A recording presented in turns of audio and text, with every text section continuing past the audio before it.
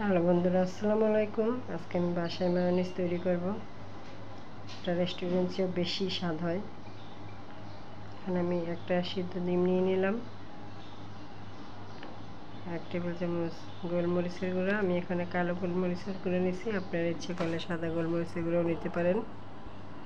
Tomato sauce 2 table চামচের মতো,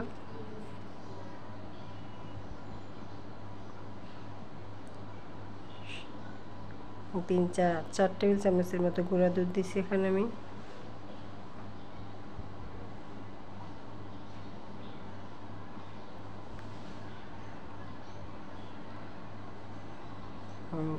দুই টেবিল চামচের মতো চিনি,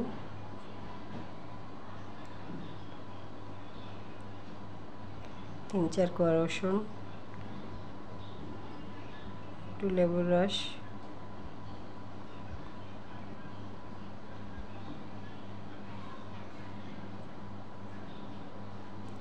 ভিনেগার দিয়ে দিলাম 1 টেবিল চামচের মতো,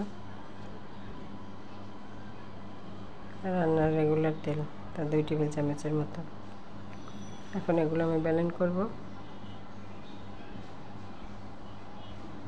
ভালোভাবে ব্লেন্ড করতে হবে। ব্লেন্ড করা শেষ আমার। দেখেন আমার মায়োনিজটা কত সুন্দর হয়েছে, খেতেও অনেক মজা হয় এভাবে মায়োনিজ বাসায় বানাইলে।